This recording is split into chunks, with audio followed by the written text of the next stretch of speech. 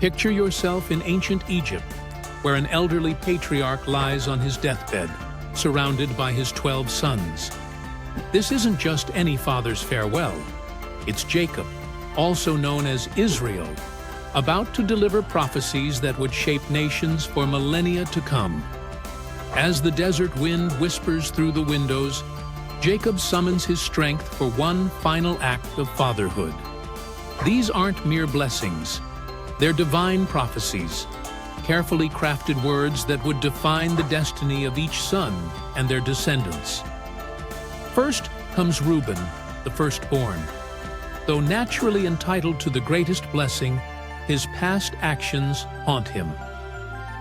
Unstable as water, Jacob declares, referring to Reuben's impulsive nature and past transgressions. The birthright he might have had slips through his fingers like sand in the desert wind. Simeon and Levi, the next in line, receive a complex blessing tinged with rebuke. Their fierce anger and violent past lead Jacob to scatter their descendants throughout Israel. Yet from Levi would come the priests who would serve in the temple, transforming a curse into a sacred calling. Then comes Judah, and the room grows still. The scepter shall not depart from Judah, Jacob prophesies. His words echo through time. From his line would come King David, and ultimately, according to tradition, the Messiah himself. Like a lion, Judah would become the royal tribe, leading his brothers in strength and majesty. Zebulun receives a blessing of prosperity, destined to dwell by the haven of the sea. His future would be tied to maritime trade, bringing wealth through ships and commerce. Issachar, strong but peaceful, would become content as a servant to tribute, finding joy in agricultural life. Dan, though small, would judge his people, striking like a serpent from the wilderness. Gad, despite being raided, would raid in return, showing resilience in the face of adversity. Asher would produce royal delicacies, blessed with fertile land and culinary abundance. Naphtali receives the blessing of freedom and eloquence, compared to a deer let loose, delivering beautiful words. Joseph, Jacob's favorite, receives an especially moving blessing. Like a fruitful bough by a well, his branches would run over the wall.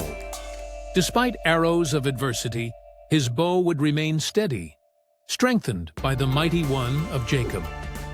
Finally, Benjamin, the youngest, receives a warrior's blessing, compared to a ravenous wolf, successful in battle, dividing spoil with his brethren. Each word Jacob speaks carries weight, each prophecy carefully crafted to reveal the unique destiny awaiting each son. These blessings weren't just poetic words spoken by a dying father. They became the foundation for the 12 tribes of Israel, each finding fulfillment in the centuries that followed. The agricultural abundance promised to Asher came true in the fertile lands they inhabited. Judah's leadership manifested in the Davidic dynasty. Levi's scattered state transformed into a holy calling as they served as priests throughout Israel. Even today, these ancient words echo through history, offering insights into the character of nations and the fulfillment of divine promises.